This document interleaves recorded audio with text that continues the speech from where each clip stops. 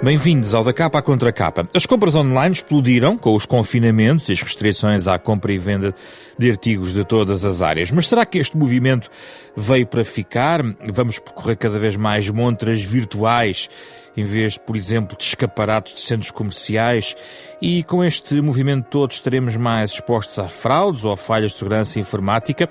Vamos falar de comércio eletrónico nesta edição deste programa da Renascença, em parceria com a Fundação Francisco Manuel dos Santos. São nossos convidados Alexandre Nilo Fonseca, presidente da ACEP, Associação da Economia Digital, e Miguel Veloso, Senior Manager da Accenture Portugal para as áreas de transportes, indústria, retalho e consumo, para esta conversa de cerca de 30 minutos sobre comércio eletrónico.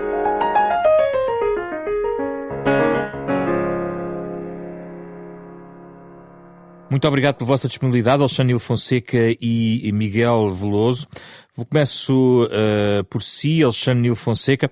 Sabemos agora, aliás os dados são muito recentes e são da CIBS, que fez um pouco um balanço de 365 dias de estado de emergência, desde o primeiro estado de emergência, o que o comércio digital passou, ou o peso do comércio digital no total das compras subiu de 10% no antigo normal para 18% no segundo período de confinamento, e isto significa que foi até mais vincado, quer já neste segundo confinamento, uma vez que o aumento no primeiro confinamento foi de 15%. Portanto, passámos de 10% do antigo, 15% no primeiro confinamento, 18% no segundo confinamento.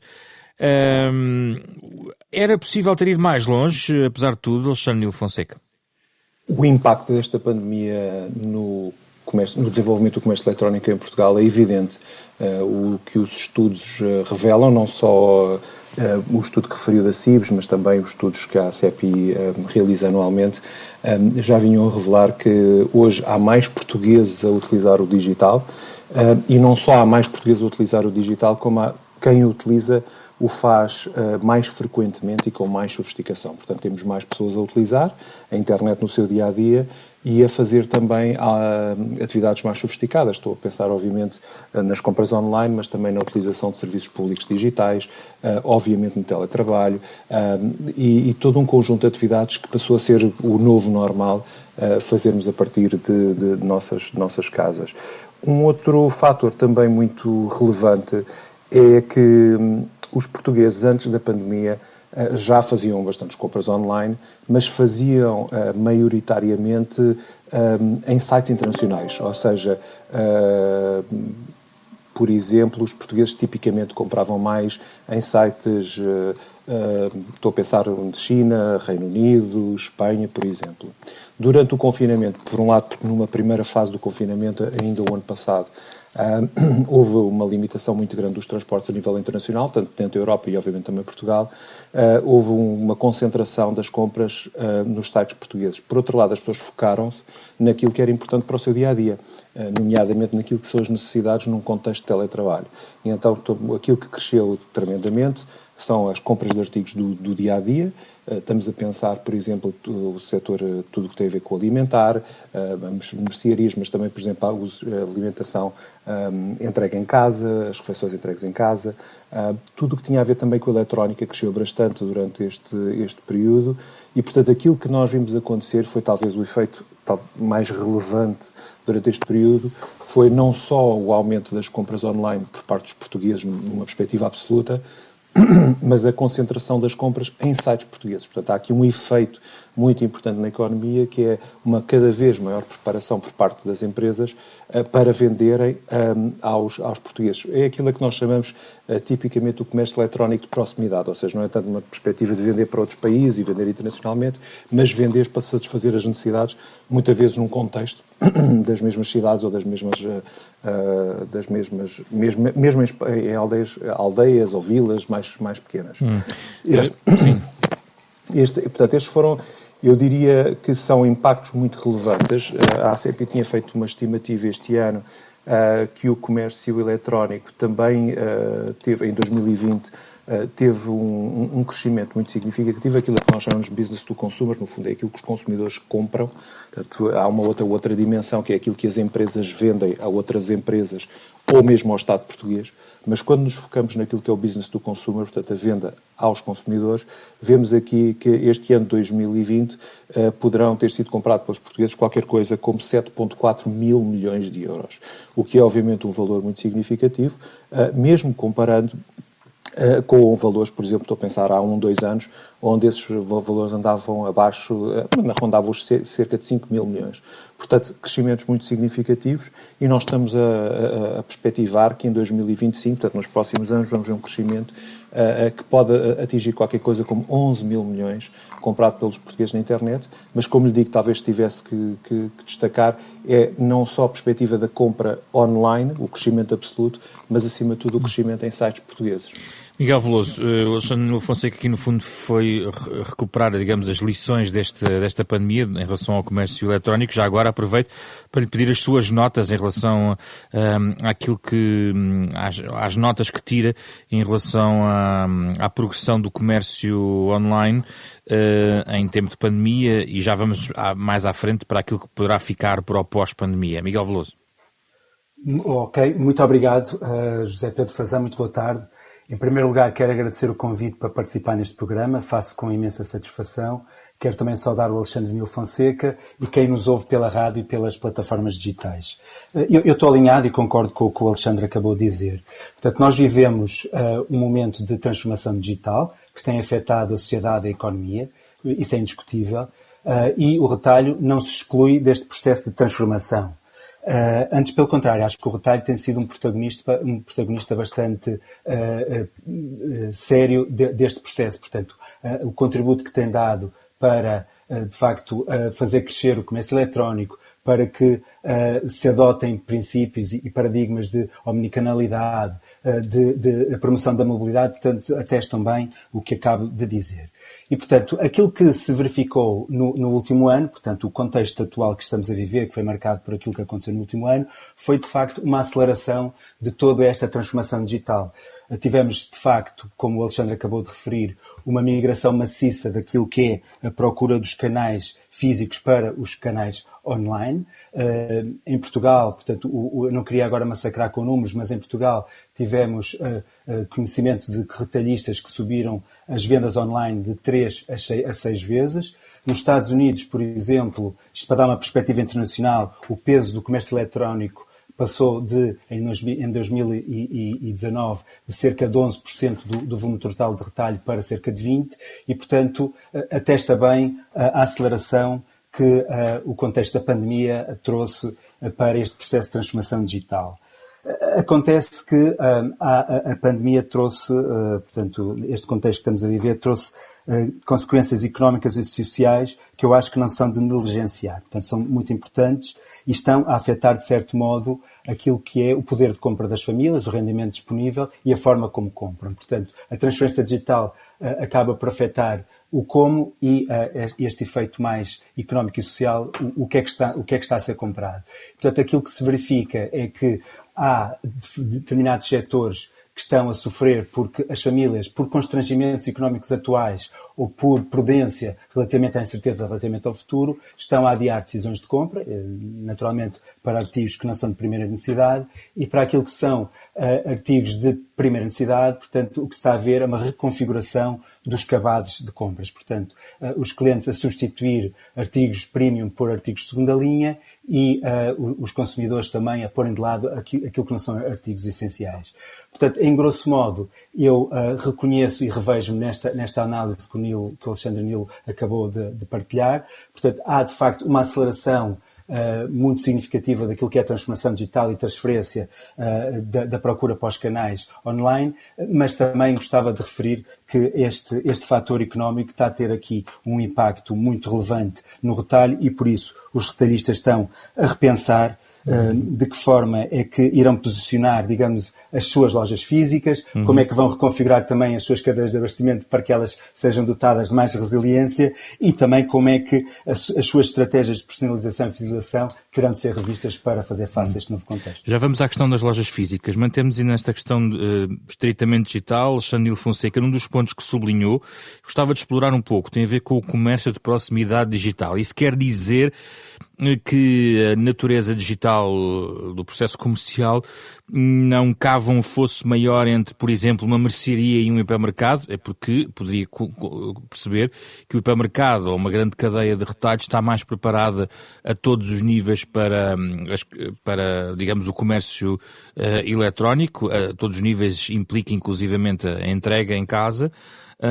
Mas, pelo que percebo, também há ainda assim uma aproximação do pequeno comércio, digamos assim, à vertente digital. Quer-nos falar um pouco mais sobre isso? Muito bem. Repare, durante a pandemia, há aqui vários momentos. Quando falamos da pandemia, temos aqui um momento inicial, ali naquele período de março a junho de 2020, foi um período claramente de grande adaptação por parte das grandes empresas que já prestavam serviço online em Portugal e tipicamente as cadeias de supermercados e outros. E aí foi um período essencialmente de adaptação dessas empresas a um volume e a uma carga. Eu lembro-me de uma expressão que alguém dizia, isto era como estar no Black Friday todos os dias. Ou seja, a pressão que foi colocada por parte dos consumidores que queriam ter alternativas de entrega em casa porque não podiam sair à rua, foi de facto enorme.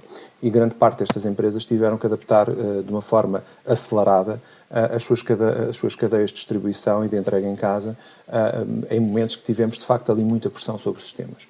Durante o período do verão e depois o pós-verão e depois, enfim, tudo aquilo que seguiu, essas empresas adaptaram-se. Entretanto, depois também, enfim, tivemos momentos que são chaves no negócio online. Estou a pensar no dia das compras na net em outubro, estou a pensar no Black Friday depois em novembro e o próprio Natal em dezembro. Nesse período, estas marcas já estavam todas preparadas para um volume muito mais acelerado e uma carga constante sobre as suas operações. Isto é aquilo que acontece e a adaptação, e muitas empresas têm vindo a revelar, estou a falar destas de maior dimensão, crescimentos muito significativos por parte das suas operações de e-commerce em Portugal, coisa que antes da pandemia não existia. Ou seja, estas operações eram relevantes no seio destas organizações, como parte de uma estratégia omnicanal e do relacionamento com os consumidores, mas estavam longe de serem ainda muito relevantes em termos de dimensão. Coisa que hoje em dia não é verdade. Estas operações são muito importantes no negócio das grandes empresas de distribuição. Esta é uma dinâmica. E eu diria até que algumas empresas, mesmo na grande distribuição, que até então não tinham apostado no online, o fizeram durante este período. Simultaneamente acontece o que durante o primeiro confinamento, e que na verdade tem durado até agora, aliás continua ainda a durar, estamos agora no fundo em março de 2021, muitos pequenos comerciantes não tiveram outra alternativa que não fosse vender em formato de entrega em casa, em takeaway, etc. E muitos deles adaptaram-se, seja com soluções muito básicas, receber encomendas por WhatsApp, receber pagamentos por MBWay, etc. Portanto, nada de muito sofisticado, até aqueles que começaram a ter as suas primeiras operações de presenças online, através de sites ou através das redes sociais, até empresas que apostaram em ter uma presença nos marketplaces, até para acelerarem a sua entrada no online. E foi desse complemento, se quiser, de soluções e de aproximações ao mercado que as empresas mais pequenas viveram durante este período. Quem é que são estas empresas? São essencialmente pequenos comerciantes de proximidade. Estamos a falar desde a mercearia, estamos a falar dos restaurantes que passaram quase todos a ter um serviço de entrega em casa, estamos a falar de mercearias gourmet e todo um pequeno negócio desde a retrosaria que passaram a ter de facto aqui uma presença online. E acha que esses canais vieram para ficar nesse pequeno comércio? Estou convencido que sim. Repara, o estudo que a ACEP publicou em outubro e que já apanhou, do ponto de vista da análise, uma parte significativa do período da pandemia, não apanho obviamente este que estamos a ver agora, onde tudo isto se acentuou, mas já de alguma forma revelava aqui algumas tendências. Repare, já manifestava que, e para ter uma ideia dos principais indicadores, no período antes da pandemia, apenas 40% das empresas portuguesas tinham uma presença online. O que é ter uma presença online? É ter um site, é ter uma presença nas redes sociais, estar no marketplace, por aí fora. Vou voltar a repetir, apenas 40%, ou seja, 60% das empresas portuguesas estavam desconectadas. É como se não existissem nos dias de hoje. Se a procurarmos no Google Maps, elas provavelmente não apareceriam. O salto de 2019 para 2020, e repare, estamos a falar em outubro de 2020, passa de 40% para 60%, são 20 pontos percentuais. Ou seja, temos aqui um enorme impacto e uma percepção muito clara por parte das pequenas e médias empresas. Esse número foi essencialmente o impacto das microempresas, ou seja, este crescimento deve-se ao crescimento das empresas com menos de 10 colaboradores, mostra bem que os pequenos comerciantes perceberam que é inevitável ter uma presença online, ou seja, não estar online é como se não existir. E, portanto, de uma forma ou de outra, seja de uma forma mais sofisticada ou menos sofisticada, todos apostaram. E julgo que todos perceberam que este é um canal complementar muito importante na sua estratégia, mesmo quando mantiverem e regressarem a ter uma presença física. Estou convencido que poucos voltarão atrás. Este é um ponto importante que também gostava de ouvir a sua opinião, Miguel Veloso, porque esta questão do comércio eletrónico pode reconfigurar a forma como debatemos esta dicotomia, este binómio grande comércio, pequeno comércio? Claramente que... Portanto, as grandes companhias de retalho estão mais dotadas para poder efetuar e implementar as grandes transformações que adequam a sua operação àquilo que são as necessidades e as tendências do mercado. E nesse aspecto, creio que os pequenos comerciantes poderão estar em ligeira desvantagem. No entanto, o facto de a sociedade se estar a transformar como um todo, portanto, quer do ponto de vista económico e social, para a transformação digital, eu estou convencido que este processo será facilitado e mais tarde ou mais cedo também chegará àquilo que são as empresas com menor dimensão. Mas isso quer dizer que, voltando ao meu ponto e agora quase transitando para a questão das lojas físicas, se um cliente estritamente digital, ou seja, se tiver hábitos estritamente digitais, utilizar vários canais, é indiferente, porque ele não tem a questão da deslocação, só apenas o preço ou eventualmente a qualidade poderão fazer a diferença entre comprar num pequeno comerciante ou numa grande superfície, não é? Sim, vamos lá ver. O papel das lojas físicas não vai deixar de existir, ou seja, nós não somos seres virtuais, nós somos feitos de matéria e, portanto, gostamos de ir à loja física, gostamos de sentir as texturas, de ver as cores, dos sabores e dos cheiros. Portanto, as lojas físicas não vão desaparecer. Agora, é expectável que este panorama e o papel das lojas físicas se reconfigure ligeiramente. Eu gostava só de referir dois aspectos. Em primeiro lugar, quer dizer, acho que os retalhistas que têm neste momento redes de lojas irão repensar o papel que cada loja física tem no seu ecossistema. Portanto, se devem manter a loja aberta ou fechada, se a localização é melhor ou pior e se as lojas devem ser reconfiguradas para que passem a abastecer o comércio eletrónico. Portanto, centros de abastecimento de encomendas online e suportar desta forma... Parece-lhe claro que isso está a acontecer ou vai acontecer a curto prazo, está a acontecer, reflexão, não é? Está a acontecer e será uma tendência que será acentuada seguramente no futuro, porque portanto, isto é uma visão de tendência e já está a acontecer neste momento. Agora, para que isto aconteça, é evidente que é importante saber como é que as decisões vão ser tomadas. Mas deixa-me perguntar, antes desse segundo ponto, se inclui dessa reformulação, nessa reflexão, a própria sustentabilidade digamos, de locais que nós nos habituámos a ver como centros, epicentros de todo este movimento, que são os centros comerciais. O debate sobre os centros comerciais, a sua sustentabilidade, faz sentido? Claro que sim, faz sentido. Acho é que a experiência que os centros comerciais vão proporcionar aos clientes vai ser forçosamente diferente. Portanto, vai resultar de uma combinação daquilo que é o físico e o digital, mas a loja física, o centro comercial tradicional, não vai desaparecer de todo.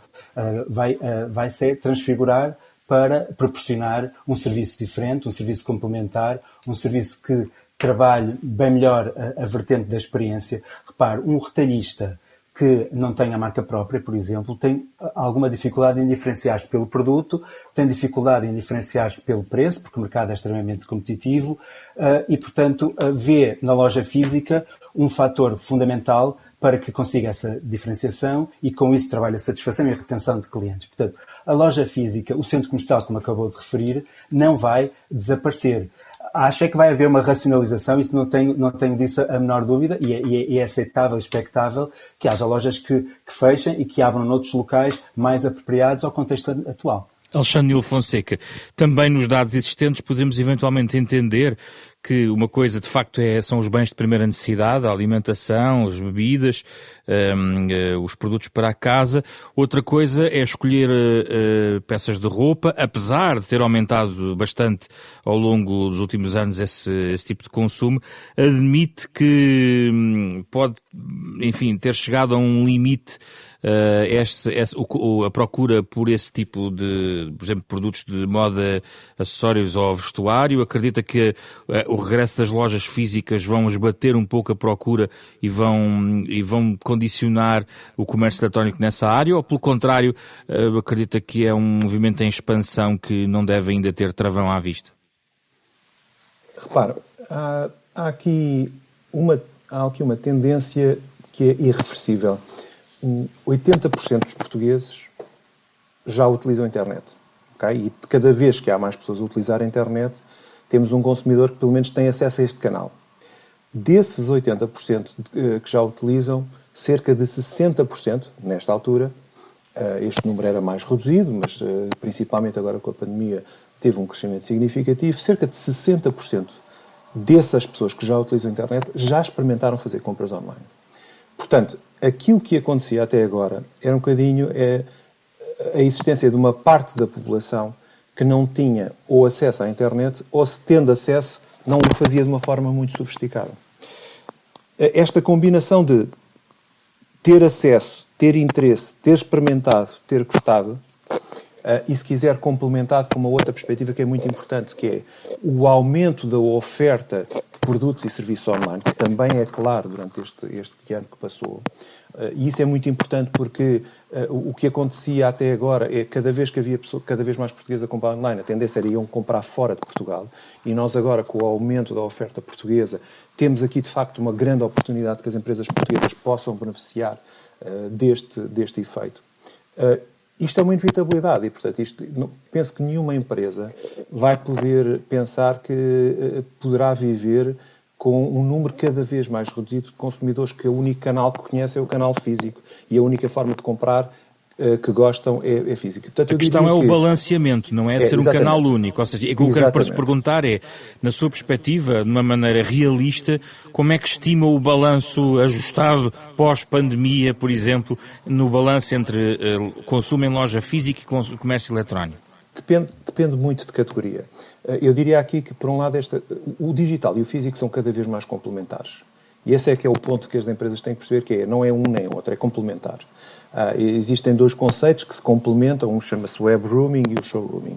O web rooming não é mais do que as pessoas procurarem e pesquisarem online um determinado produto e serviço, compararem e depois fazerem uma compra no mundo físico porque é aí que se sentem confortáveis. Isso é muito vulgar, por exemplo, no setor automóvel. O setor automóvel, obviamente, há algumas experiências interessantes de venda online e até de entrega do carro em casa, etc. Mas, claramente, a maioria das vendas continua a acontecer no mundo físico.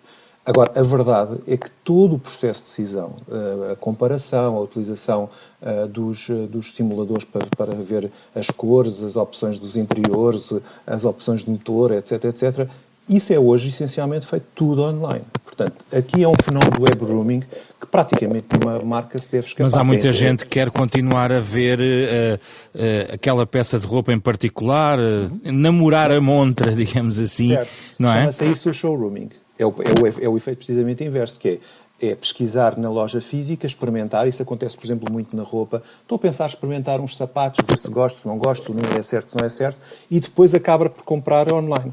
Porquê? Porque muitas vezes online, seja porque o preço é mais barato, seja porque tem mais opções de cores ou de modelos, etc. E é a combinação destes dois fenómenos, de web rooming, showrooming, e até, se quiser, de um terceiro, que é por vezes nós fazemos coisas que é totalmente online. Hoje, praticamente tudo, é verdade que é uma categoria que tem estado um pouco mais parada, mas que vai retomar com certeza, que é, por exemplo, a compra de bilhetes de avião, etc. Todo o processo está desmaterializado, já praticamente ninguém compra online para depois ir buscar no mundo físico. Portanto, esse processo é todo digital. Esbateram-se as dúvidas, outra questão que eu tinha a colocar aqui, muitos ouvintes podem colocar, esbateram-se as dúvidas sobre a segurança toda, de todo o processo eletrónico, a questão das falhas, das fraudes, porque quanto mais gente estará nesta arena digital, certamente também aqueles que não estão pelas melhores razões também vão estar mais. Certo, é mais apetitoso cometer crimes nesta fase, que há mais consumidores online. E nós, infelizmente, vamos ouvindo falar de certos exemplos na comunicação social. Tendo dito isto, a verdade é que, por um lado, há uma preocupação cada vez maior por parte dos consumidores e também estão mais alerta. Há uma preocupação, esse é um dos pontos que me parece que também resulta daqui, grande parte dos consumidores quer transmitir confiança, procura confiança nos sites. A ACEP, em conjunto com a DECO e com o .pt, tem um selo chamado Confio.pt, é um selo de confiança que é colocado nos sites e que de alguma forma garante que esta empresa é idónea, que cumpre as melhores práticas, cumpre a legislação, etc. E os consumidores tendencialmente irão cada vez mais procurar este tipo de soluções. Já agora dizer que este selo também funciona a nível internacional. Como ele resulta de uma parceria das associações europeias de e-commerce, quando, por exemplo, um francês ou alemão vier comprar um site português, verá não só o selo português, mas também o selo europeu e saberá que ali é um local de confiança. Algo que também aconteceu durante este período e que complementa isto que estou a dizer, é cada vez maior utilização de modelos de pagamento em formato eletrónico. Ou seja, e curiosamente esse aumento não aconteceu na internet, ou seja, as pessoas habituaram-se a pagar e a utilizar sistemas seguros de pagamento online, mas até no mundo físico, com a introdução cada vez mais do contactless, Sim. Enfim, até por razões de segurança de saúde, não é? Portanto, não haver contacto físico. O contactless hoje está disseminado. Praticamente o dinheiro físico também tenderá a desaparecer. E, portanto, essa maior experiência que as pessoas têm cada vez mais na utilização de metodologias de interface do ponto de vista de consumo totalmente desmaterializadas, tornam os consumidores também mais conhecedores, mais experientes. Miguel Veloso, gostava de ouvir sobre algo que tem a ver com até algo que li descrito por si sobre também a inteligência artificial entrar nesta equação como forma de acelerar todo este processo. Mas gostava que articulasse a sua ideia em relação às próprias lojas físicas. Ou seja, eu percebo, e acho que é perceptível a inteligência artificial na dimensão online, gostava também de perceber, com exemplos práticos, como é que pode mudar, digamos, a experiência de comércio em termos físicos quando as pessoas voltarem a uma rotina de fazer as suas compras mais em lojas físicas do que fazem neste momento, obviamente porque estamos em confinamento. Muito bem, com muito gosto. De facto, a pandemia introduziu novos fatores que estão a influenciar as expectativas dos consumidores. Portanto, os consumidores vão querer deslocar-se às lojas físicas só quando for estritamente necessário, querem experiências de loja mais rápidas, lojas sem filas, querem evitar interações com os funcionários de loja e também não se cruzarem com outros clientes.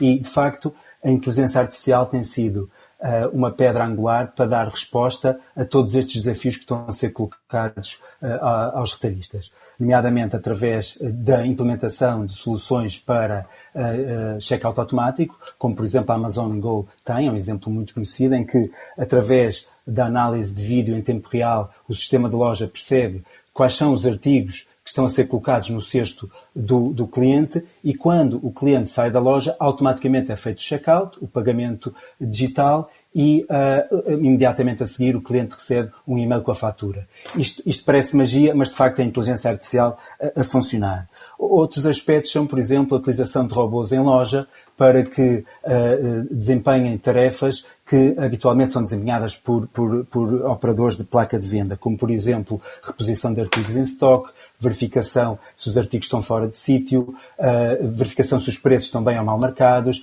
verificar artigos que estão em riscos de ficar em ruptura, portanto, atividades que poderão ser desempenhadas por um robô e, portanto, tira pessoas da placa de venda, que corresponde um bocadinho a esta expectativa de distanciamento social, de segurança que está aqui a ser discutida.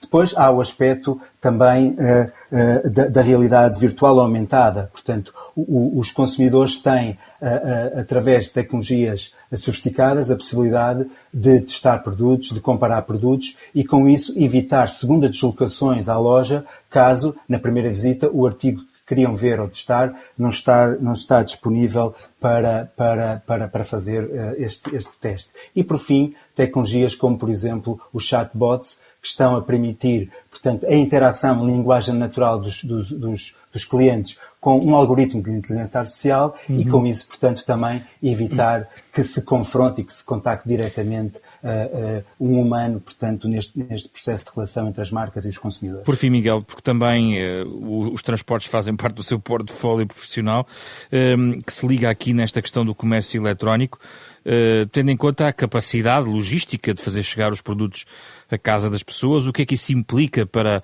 a nossa rede, no fundo, de transportes, numa altura em que estamos também preocupados com retirar muitos veículos da estrada por razões ambientais. Toda esta explosão do comércio eletrónico não vai colocar as nossas cidades, as nossas rotinas, as nossas paisagens cheias de pequenos mecanismos de entrega, como já vemos hoje em dia, até de certa forma motorizada. Qual é a tendência que vê quando chegarmos ao momento do ajustamento, ao momento em que não estivermos totalmente confinados e pudermos conciliar ainda mais a loja física com a loja eletrónica? Não, claramente que o impacto nas cadeias de abastecimento e naquilo que é a entrega de última milha está a ser e vai ser um impacto cada vez mais relevante e que os retalhistas terão de olhar com muita responsabilidade.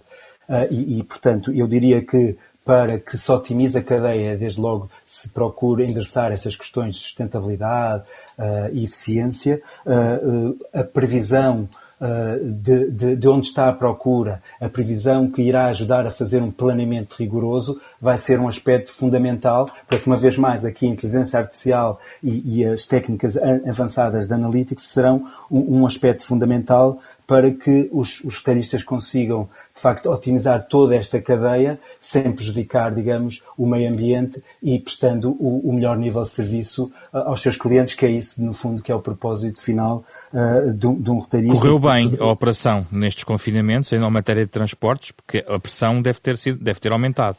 A pressão foi muito grande, mas todos nós nos lembramos que nos primeiros meses da pandemia, março e abril do ano passado, os prazos de entrega estavam na casa das 4 a 6 semanas. Portanto, objetivamente, as cadeias não estavam preparadas para o impacto que nos caiu a todos na cabeça por essa altura. Portanto, houve de facto um reajustamento e não era possível prever. E de facto, aquilo que eu gostava de salientar aqui é que a previsão e fazer de facto um forecast rigoroso que permita afetar os meios onde a procura está a aparecer será fundamental para evitar situações destas no futuro e para harmonizar, digamos, aquilo que são os desequilíbrios de meios em sítios onde eles não estão a ser necessários e reafetar esses meios para os sítios onde a procura se prevê que exploda e que cresça significativamente. Como sempre, diga. Não, eu ia dizer que, de facto, eu tenho referido muito o aspecto da inteligência artificial, porque nós olhamos para a inteligência artificial como um fator determinante naquilo que será o futuro de retalho. E eu gostava só de referir que a Accenture e o Instituto Fraunhofer ICOS assinaram um protocolo em 2019 para constituir um centro de excelência para o desenvolvimento de soluções em inteligência artificial para retalho, que é o AI Store. E se, de facto, nós nos lembramos de fazer isso em 2019, constatávamos a ascensão do fenómeno da inteligência artificial e o impacto que estava a ter no retalho, hoje, em 2021, com todo o contexto que se passou, estamos seguros de que esse fenómeno não é só uma ascensão, mas mais do que isso, esse fenómeno é uma urgência e uma obrigação que os retalhistas deverão considerar com toda a responsabilidade e toda a consciência para conseguirem continuar a sobreviver no mercado e responder às expectativas dos clientes. Avançamos então para as sugestões, no fundo, quem quiser saber mais sobre este tema que é estudado um pouco por todo o mundo, para além da realidade que nós vamos encontrando. Alexandre Fonseca, quer-nos deixar alguma sugestão? Eu gostava só de complementar aqui a resposta anterior, se for possível. Força. Se tiver ainda aqui uns minutos. Eu julgo que há aqui 2 ou 3 tendências que são complementares ao tema da inteligência artificial e que vão ser determinantes na evolução do comércio eletrónico. Por um lado, é claramente este conceito de social commerce, ou seja, nós comprarmos onde socializamos cada vez mais.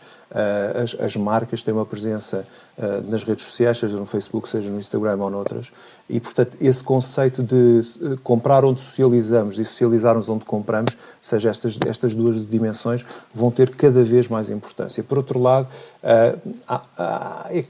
um outro aspecto que é muito importante é o tema da voz.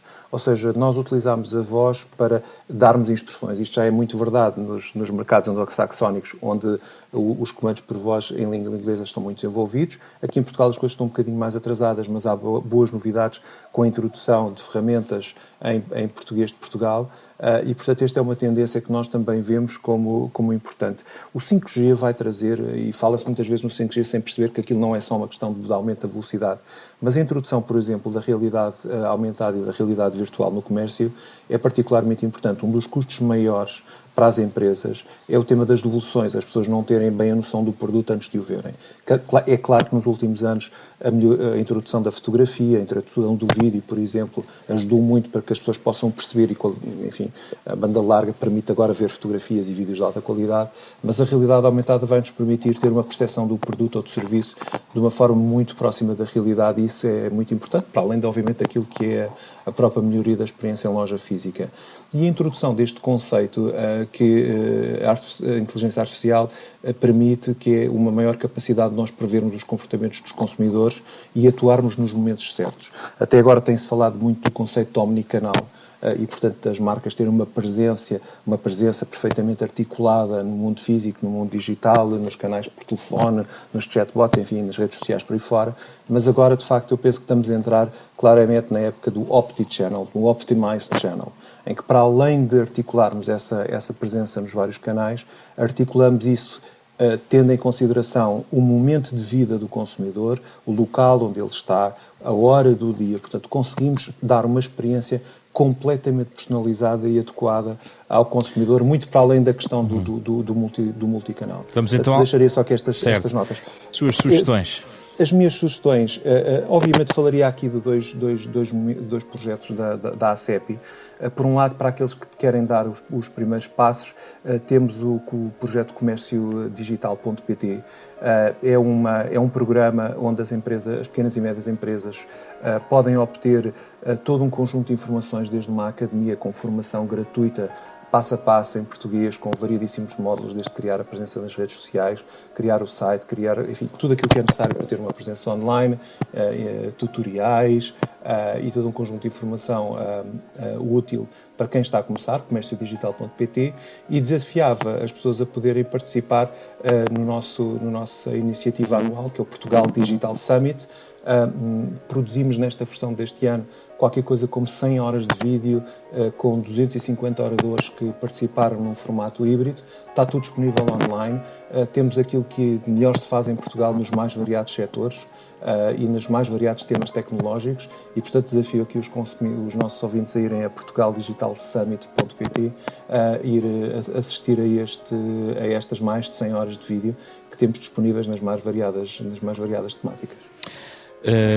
As suas sugestões, Miguel Veloso? A minha proposta de leitura é de um livro que aborda a ascensão da inteligência artificial, tendência que evidenciei durante a conversa de hoje. O título é Humano mais Máquina, reinventando o trabalho na era da inteligência artificial. Este livro depois foi escrito por 2 diretores globais da Accenture, Paul Doherty e James Wilson, e nesta obra descontrói-se a visão tradicional de que a inteligência artificial é uma ameaça para os humanos. Pelo contrário, ao longo do livro é apresentada uma visão que salienta justamente os benefícios de os humanos trabalharem em conjunto e de forma integrada e complementar com a inteligência artificial, potenciando assim a criação de valor e endereçando os desafios do atual contexto. É um livro que fala do futuro que já é presente e, sobretudo, do futuro que ainda está para vir. É uma obra bem organizada, dirigida para o negócio, portanto sem linguagem técnica e, por isso, leitura obrigatória para quem está a viver este processo de transformação digital. Muito obrigado, Miguel Veloso, Alexandre Nilo Fonseca, os nossos convidados deste Da Capa à Contra Capa, onde falámos sobre o comércio eletrónico tão premente neste tempo de pandemia, já olhar também para o pós-pandemia. Um programa da Renascença com a Fundação Francisco Manuel dos Santos, que também está nas plataformas digitais de podcast, disponível na sua versão integral. Programa com o genérico original de Mário Lajinha, esta semana com os contributos de Carlos Vermelho, André Peralta, Ana Marta Domingos, José Pedro Frazão. Regressamos na próxima semana.